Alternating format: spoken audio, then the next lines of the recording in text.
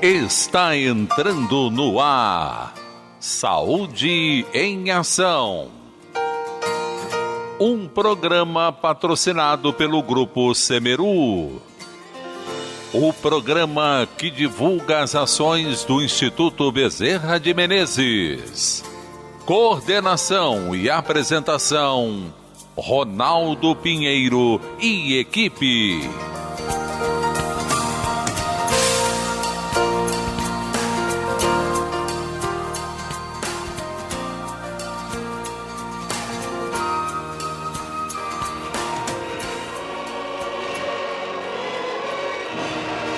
O conceito de vício não é somente o uso de tóxicos, de álcool, de produtos farmacológicos, de nicotina ou a práticas de jogos de azar.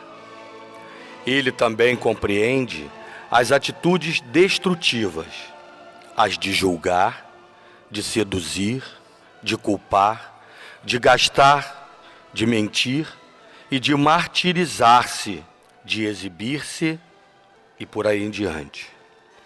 Uma criatura que se encontra sob a dependência de quaisquer substâncias, de pessoas, de situações e de comportamentos, pode ser considerada viciada. Analfabetos do sentir são aqueles que não sabem exprimir por palavras, gestos ou atitudes suas emoções, vivendo num mar de conflitos por não identificarem corretamente seus sentimentos e emoções e torná-los distintos. O analfabeto do sentir pode entrar pelas portas da viciação como meio de fuga das tensões torturantes, julgando com isso tornar mais suportável a pressão existente em seu mundo íntimo desorganizado.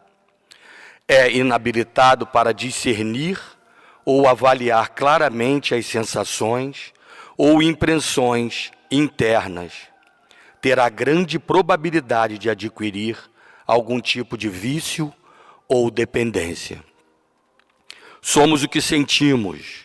Sofremos porque não vivemos de acordo com os nossos sentimentos e emoções. Mas porque seguimos convenções fundamentadas em regras partidárias, normas sociais, que discriminam características sexuais, étnicas, culturais e religiosas. Cada um é uma obra-prima de Deus. Por mais que se criem leis, elas não conseguem regulamentar os seres únicos que somos. Os padrões da sociedade nunca conseguem abranger o âmago do ser, porque este foge dos parâmetros que o cercam, tentando limitá-lo. A criatura analfabeta do sentir, em princípio, não tem a menor ideia de como identificar e começar a lidar com os seus sentimentos e emoções.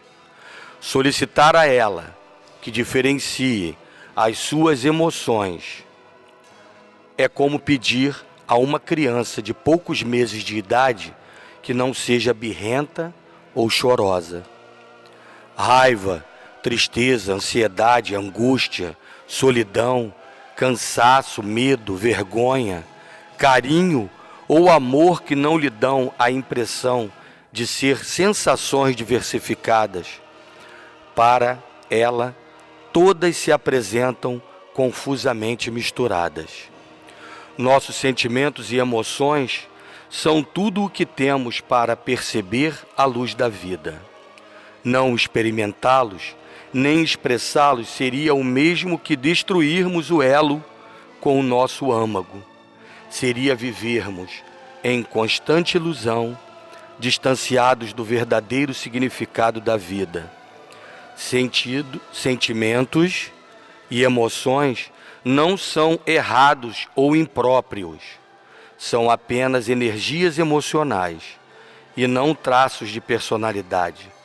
Não precisamos nos culpar por experimentá-los. Boa tarde, queridos ouvintes da Rádio Rio de Janeiro. Boa tarde a todos os colaboradores do Instituto Social Bezerra de Menezes e do Grupo Semeru Saúde, o nosso mantenedor. Boa tarde, meu querido técnico Armando, mais uma vez juntos, querido. Boa tarde ao meu querido amigo Edson Mendonça, especialista em tratamento de dependência química, que nos visita hoje. Boa tarde, meu querido Walter Pina, escritor, espírita e atuante no movimento do amor ao próximo, do MAP. Boa tarde, Edson. Seja bem-vindo. Bom, boa tarde. Em primeiro lugar, agradecer, o convite, do Ronaldo e da rádio, para poder participar aqui desse debate, da gente poder refletir e pensar sobre esse assunto, que são os analfabetos emocionais. Nós temos o Instituto Voar, que é um instituto de capacitação, para as pessoas aprenderem a lidar, com as suas emoções, com os seus sentimentos, com o problema de pessoas que usam algum tipo de substância, e eu sou especialista em adicções. Primeira coisa que eu queria falar é que a adictologia é a ciência que estuda as dependências, Então nós temos uma sociedade altamente dependente, cada um usando, a sua droga de preferência. Nós temos pessoas que são adictas por substâncias, que existe também os grupos anônimos, os alcoólicos anônimos e os narcóticos anônimos. Mas existem outras pessoas dependentes, por exemplo, de objetos, São os colecionadores, os acumuladores. Temos pessoas também que são dependentes de animais, Um gato, três gatos, 5 gatos, 20 gatos, 40 gatos num apartamento, Como é que a pessoa vai conviver, O gato virou um comportamento aditivo. Temos pessoas que são dependentes de pessoas, que é a codependência afetiva, e eles ficam nesse sofrimento onde amar significa sofrer, e acaba matando por amor.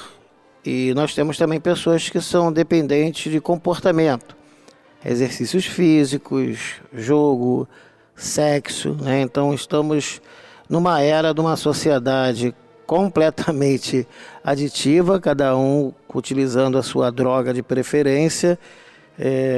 E eu trabalho num consultório em Madureira, no Shopping Polo 1, e temos o nosso instituto. E vou deixar o meu telefone, para quem a carapuça serviu, ligar para mim para a gente poder conversar um pouco sobre a sua dependência, meu telefone é 98-684-3944, tá? Vou repetir, 98-684-3944. Para você, assistente social que quer estudar, conhecer mais sobre dependências, Para você psicólogo, para você pastor, para você religioso, para você padre, Aberto a todo mundo que queira, para você mãe de dependente químico, para você dependente químico em recuperação. Então fica aberto aí o meu telefone e o coração aberto para tentar ajudar de alguma forma a quem realmente quer sair, dessa adicção ativa, das trevas e da sarjeta que causa o alcoolismo, o uso de outra droga. E fica aqui o convite aí para dar a possibilidade dessa mudança. Muito bem, meu querido. Walter Pina. Boa tarde, queridos ouvintes da nossa Rádio Rio de Janeiro. Muita paz a todos. É com muito prazer que nós estamos aqui mais uma vez, trocando ideias sobre esse assunto tão importante, que envolve a todos nós nos tempos atuais. E em vista do que foi comentado, nós lembramos aqui imediatamente do que a nossa Joana de Anjos nos retrata no livro SOS Família, pela psicografia do Divaldo Franco. Vamos lembrar, Jesus falou para a gente, deixai vir a mim as criancinhas.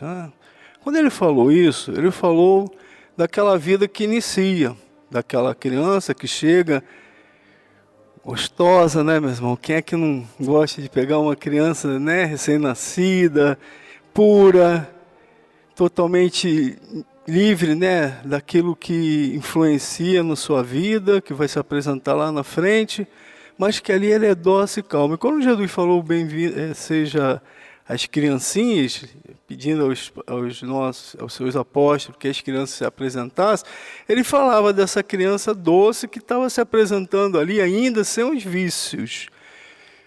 mas essa criança um dia ela vai se tornar um adulto. E pelo que nós lemos aqui no texto que estamos tratando, essa criança ela vai crescer.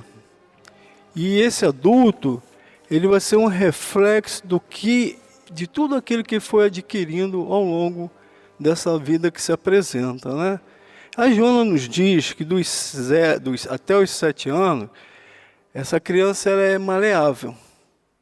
Ela pode ser bem conduzida ou não, dependendo da educação que os pais dão, de todos que estão envolvidos. A gente lembra que não é só os pais, né, meus irmãos, vovós, os titios, os irmãos, todos são responsáveis por isso. Aquela criancinha que chega ali para a gente, que a gente não sabe quem é ela que está se apresentando, pode ser um grande amigo nosso, já numa família já existente, perpetuado em outras existências simpáticas, como pode ser um inimigo, ou aquele que nós temos alguma antipatia. E já na gestação, como diz Joana, é momento da mamãe, né, chegar ali na barriguinha, o papai, ou quem seja, e se apresentar para aquela criança ali com amor, porque o amor molda tudo.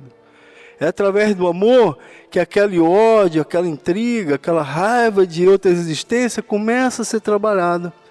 E aquele espírito que às vezes ele chegando rebelde, mesmo na gestação, na barriguinha da mamãe, os nossos psicólogos, psiquiatras e terapeutas falam isso, os nossos médicos, né? É hora de começar a trabalhar aquela criança que chega ali. E quantas se apresentam, né, já na vida, já se apresentam já mais maleável, sem aquela raiva, aquele ódio, só com esse amor que foi dado, só na barriguinha, né, da mamãe, quando na desde a partir da fecundação, né? Mas quando ela se apresenta, meus irmãos, Joana fala que até os 7 anos ela é maleável. Jesus falava isso, ele falava da criança que se apresenta ali dócil, né? Mas Jesus sabia que a criança vai crescer e a responsabilidade é de cada um de nós, da família, para que possamos trabalhar aquele que está se apresentando ali, para que quando ele se transforme num adulto, ele seja aquele adulto, né, com o caminho da moralidade, do respeito, da educação ao próximo, fácil de ser trabalhado na nossa sociedade atual. Exatamente isso. Para você que sintonizou agora a Rádio Rio de Janeiro, eu sou Ronaldo Pinheiro, estamos apresentando o programa Saúde em Ação e eu estou aqui com meu amigo Edson Mendonça, especialista em problema de dependência química, e meu amigo Walter Pina, do movimento de amor ao próximo, do MAP, e que hoje vai nos trazer uma novidade aqui de um livro que ele já lançou, mas vamos tecer alguns comentários sobre esse livro. Para que possamos adquirir um coração apaziguado e uma mente tranquila, devemos aprimorar nossa leitura interna, compreendendo que os sentimentos querem nos dizer e utilizando-os apropriadamente para cada fato ou situação. Devemos aprender a escutá-los adequadamente. O valor real de um sentimento ou emoção pode ser aferido pela constância, determinação e hábitos que relevamos para interpretá-los. Esse texto é do livro Um Modo de Entender, Uma Nova Forma de Viver, do Francisco do Espírito Santo Neto, pelo Espírito Hamed. E já entrando no assunto da questão da dependência, que é o que nós vamos abordar mais incisivamente, eu queria que o Edson desse continuidade e um fechamento nessa questão dos analfabetos do sentir. Boa tarde. Então, o século XIX ele foi caracterizado pelo século, né, que as pessoas buscavam o prazer. Então, século XIX, busca de prazer. Quando veio o século XX, a industrialização, foi o século que se foi proibido pensar. Porque a pessoa tinha que trabalhar. Então não pergunta não, trabalha. Então século XIX, busca de prazer. Século XIX, busca de prazer. Século XX, foi-se proibido pensar. E aí a gente fica pensando no modelo político, né, que a gente utiliza no Brasil, que é o proibicionismo, onde é-se proibido falar, né, de determinadas situações. Quer ver alguns jargões que ficam gravados na nossa cabeça? Em briga de marido e mulher, não se mete a colher, né? Ou seja, as famílias com segredos, né, com agressões, com traumas. E aí a palavra adicção, ela quer dizer não fala. Dicção quer dizer fala. Adicção, né, que é não falar. É não falar. Proibido falar, né? Interessante, né? Então, existe dois tipos de dor, gente. Existe uma dor que nos dilacera, porque a gente não fala dessa dor, né? E aí adoece, né? Vai a somatização com uso de substância química ou outro tipo de dependência. E existe a dor que nos faz crescer. Desde que a gente tenha mecanismo de enfrentar e encarar essa dor como uma forma de crescimento, né? Analfabeto emocional, ele vai ter que aprender a sentir dor, né, compartilhar essa dor para desenvolver uma musculatura emocional, para poder lidar com determinadas situações. Na codependência afetiva, a gente vê que um familiar, por exemplo, de um dependente químico, ele é totalmente analfabeto emocional, porque ele acha, por exemplo, que tem poder de curar o seu dependente químico. E se ele tem poder de cura, ele é o próprio Messias. Nesse triângulo, né, da mentira, ele desenvolve 3 transtornos. O transtorno messiânico, aquele que quer curar. O transtorno do policial, aquele que vai controlar. E o transtorno da hiena, aquele que se sente culpado. Está sempre rodando, né, num triângulo mentiroso, altamente analfabeto emocional, achando que tem poderes de curar, de controlar e se sente culpada por isso. E está na hora, né, de se tratar. O amor exigente é um dos grupos que dá a possibilidade para esse tratamento. O CODA, codependentes afetivo, o Alanon e o Naranon, né? E os especialistas desse assunto podem fazer você aprender a lidar com a dor de forma inteligente e funcional para se tornar um sujeito melhor em nossa sociedade. Interessante isso que você falou. Nós temos um grupo do Amor Exigente, em Santa Cruz, funciona toda quinta-feira, às 19 horas, no auditório do Hospital Semeru. E para quem está nas proximidades de Campo Grande, na Igreja Nossa Senhora do Desterro, também às 19 horas, toda terça-feira. Procurar lá o meu amigo Israel. E eu queria aproveitar e falar do Natal do Abrigo Doce Morada. Apadrinho uma criança com uma doação única de R$60, você pode doar também um carrinho ou uma boneca ou um kit para os idosos. Para a doação única de R$60, eu quero pedir desculpa, inclusive, que na semana passada eu falei em R$600. Obviamente que quem tiver com o coração tocado e quiser realmente doar R$600, fiquem à vontade. Mas a doação que nós estamos fazendo a campanha é de apenas R$60. A conta no Banco Bradesco, agência 05525, conta corrente 086-3890. E informações com a nossa querida Nelly no 21-3693-2829 ou com a Binha, também 21-98855-6020. Também temos o primeiro congresso sobre política de drogas, que acontecerá neste sábado, dia 1º de dezembro de 2018, com início às 8 horas. Quem quiser fazer a sua inscrição, pode ligar para 97505-9996 e nós vamos dar todas as dicas para a inscrição. Ok? Walter Pina. Pois é, Ronaldo. Continuando aqui no nossa dissertação, ainda falando sobre o Joana de Anjos, nesse livro SOS Família, nós falamos desse adulto, que ele é um reflexo, né, de tudo que ele adquiriu desde o seu nascimento, né? E a gente lembra que até os 7 anos essa criança era maleável. Papai, mamãe, todos são responsáveis por trabalhar isso, né? Ao perceber aquela criança egoísta, aquela criança vaidosa, né? Aquela criança que precisa ser trabalhada, é momento de ir malhando, trabalhando aquela criança para que ela possa se tornar um futuro adulto melhor. Até dos 7 aos 14, como nós percebemos, né, eu sou pai de 2 meninas, né, hoje já crescida, com nossos netinhos, já estão com nossos netinhos aí também, nós começamos a observar que ele se apresenta de uma forma, quando não trabalhada, rebelde, né? A maioria dos papais hoje tem observado isso. Reflexo dessas crianças que estão vindo mesmo para adiantar o nosso mundo, já em mundos mais evoluídos que o nosso, mas necessitando ser trabalhada moralmente.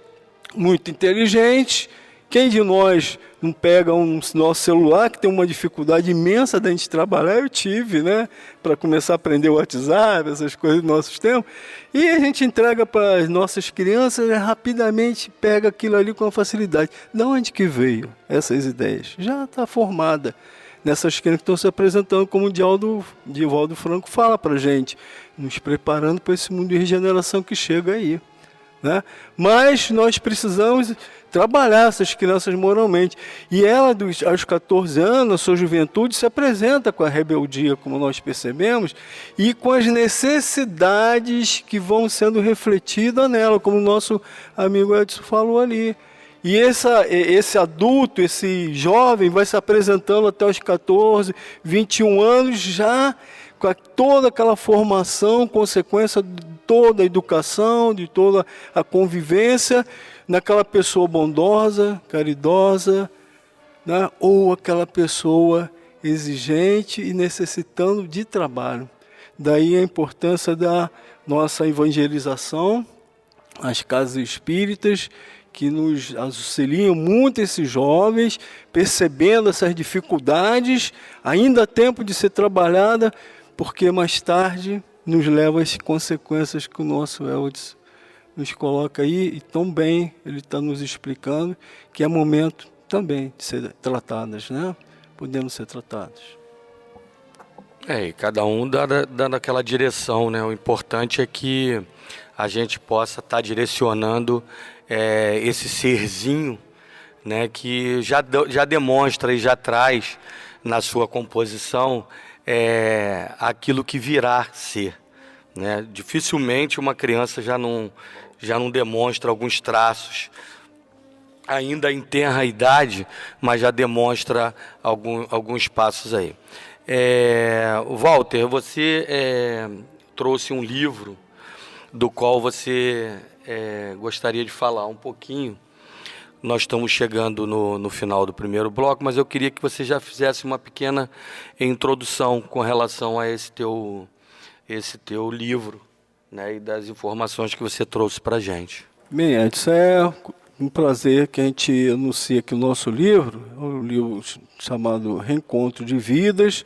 É um livro que já foi editado há um ano atrás, a primeira edição está esgotada, nós estamos trabalhando aí com a nossa editora, que é a Madras, para que a gente possa, a segunda edição, ser feita, né? Mas foi até perguntado aqui para a gente como é que surge, toda pessoa gosta de saber como surge a ideia para o autor, né? E esse livro, meus irmãos, eu acordei um dia, é assim que surge para a gente, principalmente nós que estamos ligados ao movimento espírita, sabemos que não somos nós que escrevemos, intuições chegam, e chegam prontas. Eu acordei, olhei para minha esposa, que estava ao lado, e falei, Cíntia, eu acordei com um livro prontinho na minha cabeça. E ela falou assim para mim, corre logo, então escreve os tópicos, né? É assim que surge as ideias para um autor, para um compositor, né? O Armando, que é nosso amigo aí, compositor, ele sabe disso. Então, as ideias surgem assim. E eu anotei os tópicos, né? Saí escrevendo para não perder nada, porque acabamos de acordar, aquilo ali a gente sabe que no outro plano, no plano espiritual, é que surgem essas ideias, né? Escreva sobre isso, meu irmão. E a gente foi anotando os tópicos. Passamos um bom tempo, mais de 6 meses, escrevendo essa história fundamentada principalmente em 2 personagens, que é o Jaime e o Paulo. Eram grandes amigos que foram crescendo, as intrigas foram surgindo, e a gente sabe que não acontece por acaso, né? tem histórias lá atrás desses dois personagens que envolvem os seus pais, envolvem as suas mães, as irmãs, aqueles que chegam e depois de um determinado ponto, aquele Paulo e Jame, que eram grandes amigos, se tornam grandes inimigos. O que aconteceu? Por que isso está acontecendo, né?